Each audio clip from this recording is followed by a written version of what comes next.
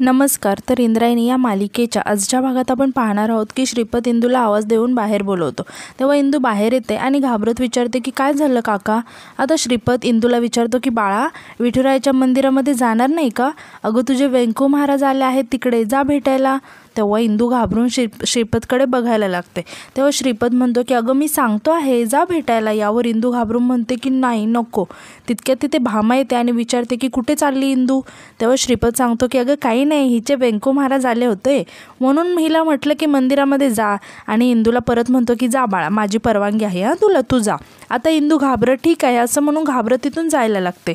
Bhama shock होऊन श्रीपतकडे बघायला लागते. आता यानंतर आपण पाहतो की इंदू मंदिरामध्ये, तर इकडे भामा रागाने श्रीपतला म्हणते की करप्या, तू काय डोक्यावर पडला आहेस का रे? कशाला पाठवलंस तू तिला? ती काही बोलली वगैरे तर?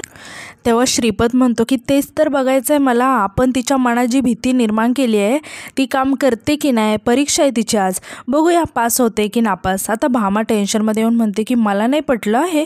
आता यानंतर आपण पाहतो की इंदू मंदिरामध्ये येते. तेव्हा व्यंकू महाराज इंदूला बघून म्हणतात की इंदू बाळा कशी आहेस तू? तेव्हा इंदू मान खाली घालून सांगते की छान आहे. आता यावर व्यंकू महाराज म्हणतात की मग छान आहेस तर अशी मान खाली घालून का उभी आहेस? आणि परत म्हणतात की आपला आदू पाण्यात पडल्याचं कळलं असेल ना तुला?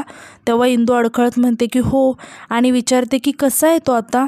आता व्यंकू महाराज सांगतात की बरा आहे आणि विचारतात की म्हणूनच तू एवढी गप्प गप्प आहेस का? नाही, साहजिकच आहे म्हणा, पण तुला सांगतो तो पाण्यात कसा पडला तेच कळत नाही अगं. तो कधीच असं पाण्याजवळ जात नाही. आणि परत विचारतात की बाकी ठीक आहेस ना तू? तेव्हा इंदू मान डोलावून हो म्हणून सांगते. आता भामा आणि श्रीपत इंदूवर लक्ष ठेवून असतात.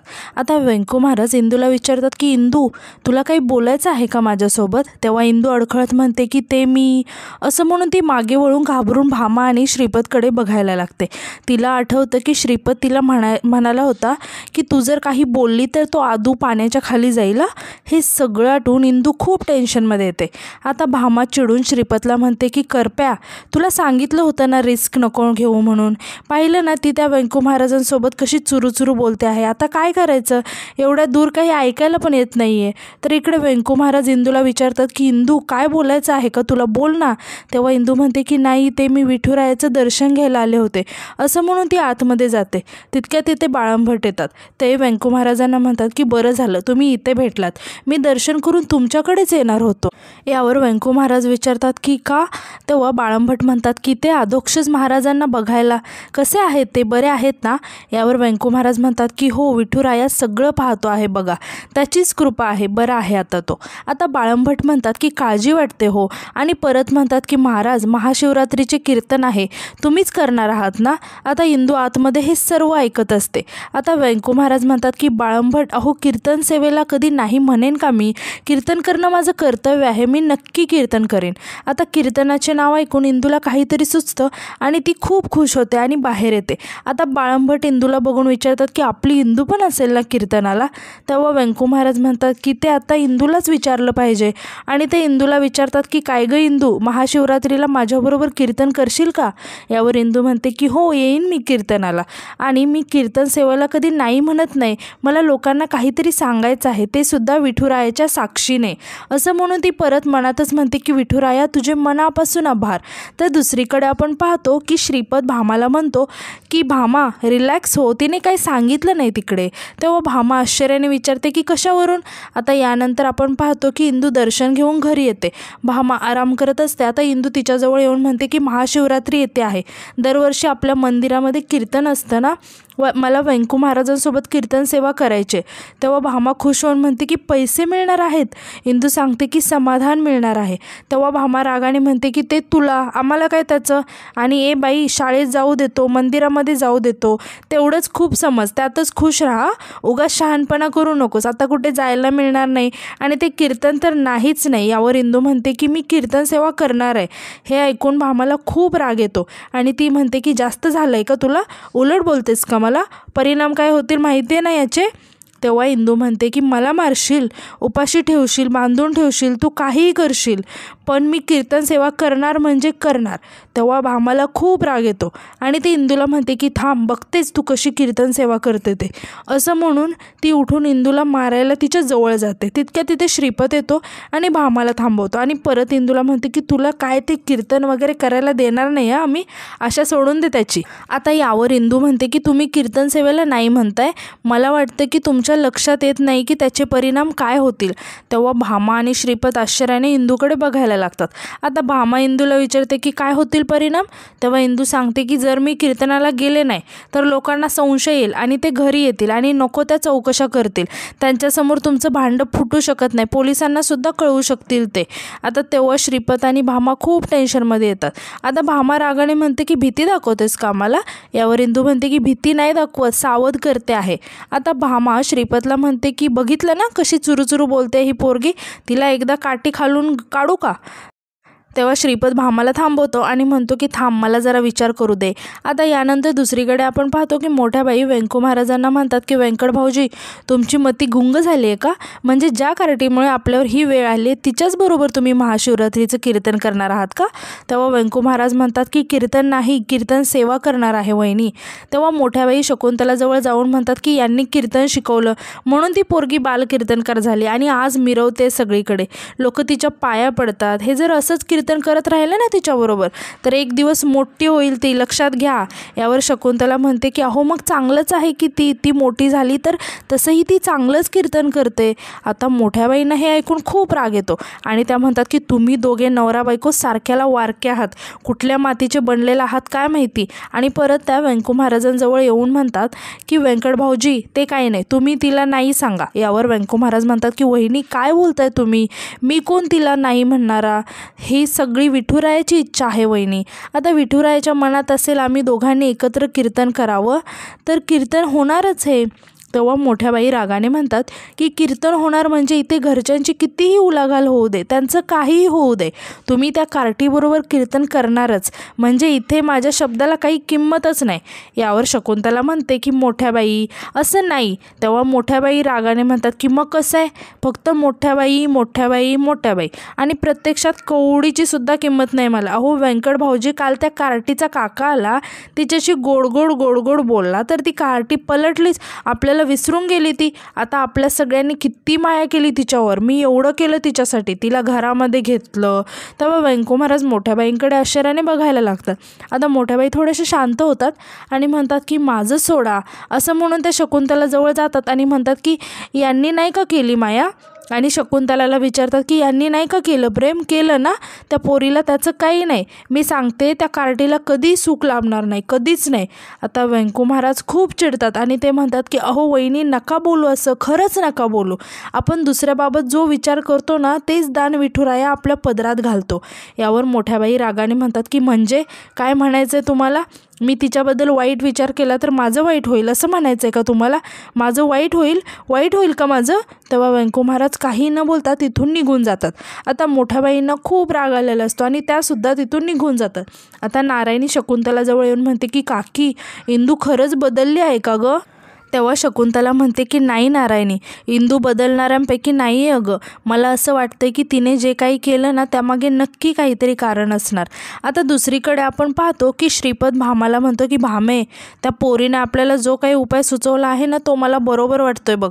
तेव्हा भामा रागाने म्हणते की काय बरोबर वाटतंय, तिने कोणाला काही सांगितलं तर गेलो 12च्या भावात. यावर श्रीपत म्हणतो की पण भामे, आपण तिला असं नजरकैदेत सुद्धा ठेवू शकत नाही ना, मला सांग ती आपल्याला घाबरते की नाही. तेव्हा भामा म्हणते की घाबरते काय, चांगलीच थरथर कापते.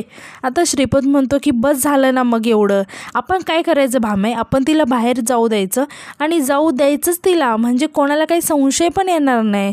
यावर भामा म्हणते की संशय येणार नाही पण रिस्क केवढी आहे त्याच्या. यावर श्रीपत म्हणतो की भामे, जिथे रिस्क असतात ना तिथे फायदा पण जास्त असतो. अगं तिचं कीर्तन आपल्यासाठी फायद्याचं आहे की नाही हे बघ, बाल कीर्तनकार आपले मंदिर आपलं, उद्या व्यंकट महाराजांना बाजूला तुला करायचं आणि तिचं सोलं कीर्तन ठेवायचं आपण. मग लाखोंच्या सुपाऱ्या आपल्या, हा जमीन, हा वाडा, सगळं सगळं आपलं. यावर भामा रागाने म्हणते की आत्ती खाऊ आणि 12च्या भाव जाऊ. मी काय म्हणते करप्या. तेव्हा श्रीपत तिला थांबवतो आणि म्हणतो की काही म्हणू नको, तू गप्प बस. भामा म्हणते की अरे पण ती कोणाला काही बोलली तर. यावर श्रीपत म्हणतो की आज त्या व्यंकट महाराजांना भेटायला पाठवलं होतं ना, एक शब्द काढला का तिने? आता विचार का काढला नाही? कारण ती आपल्याला घाबरते. तेव्हा भामा म्हणते की माझा नाही आहे तिच्यावर भरोसा. तेव्हा श्रीपत विचारतो की माझ्यावर आहे ना भरोसा. आता भामा म्हणते की म्हणून आहे ना सोबत. तेव्हा श्रीपत म्हणतो की मग विषय सोडून दे, मला जे काही करायचं आहे ना ते करू दे. तू ते म्हण, नारळ पाणी काय ते. भामा म्हणते की नारळ पाणी नसतं ते, देवाची करणी आणि नारळात पाणी असं असतं ते. आता यानंतर आपण पाहतो की गोपाळ आणि पप्या बोलत असतात. आता पप्या गोपाळला विचारतो की गोपाळ आपण इथे का थांबलोय? तेव्हा गोपाळ म्हणतो की माझं ना जरा एक काम आहे, तुला पण कळेल, थांब जरा. आणि पप्या तुझा गृहपाठ वगैरे झाला असेल ना तर तो आत्ताच पूर्ण करून घ्या. यावर पप्या खुश होऊन सांगतो की मास्तरांनी आज गृहपाठ दिला नाही, त्यामुळे आज काही टेन्शन नाही. म्हणजे गृहपाठ करायला मला आवडत नाही असं काही नाही आहे, पण जेव्हा माझा अभ्यासाचा मोड असतो ना तेव्हा गृहपाठच देत नाहीत, नाहीतर तितक्या तिथे इंदू येते. आता गोपाळ आणि पप्या दोघेही इंदूला बघून आवाज देऊन तिला थांबायला सांगतात, पण इंदू त्या दोघांकडे दुर्लक्ष करून तिथून जायला लागते. आता गोपाळ तिला हाताला पकडून थांबवतो आणि म्हणतो की कुठे जायला लागलीस तू? इंदे तू काहीतरी सांगत होतीस ना, मग सांग. इंदू घाबरत खाली मान घालून म्हणते की एवढं काही विशेष नाही, मला उशीर होत आहे, मी जाते, असं म्हणून ती जायला लागते. तेव्हा गोपाळ परत तिच्या हाताला पकडून तिला थांबवतो आणि म्हणतो की उगाच नाटक करू नको तू, काय झालं ते बोल पटकन. यावर इंदू खूप चिडते आणि म्हणते की काही झालेलं नाही आणि मला सांगायचं पण नाही आहे, सोड माझा हात. तेव्हा गोपाळ रागाने म्हणतो की जाऊ देणार नाही, काय झालं ते सांग. तेव्हा इंदू चिडून म्हणते की प्रत्येक वेळी तू विचारणार आणि मी सांगणार असं का? माझ्याकडे सांगण्यासारखं काहीच नाही आहे, सोड माझा हात.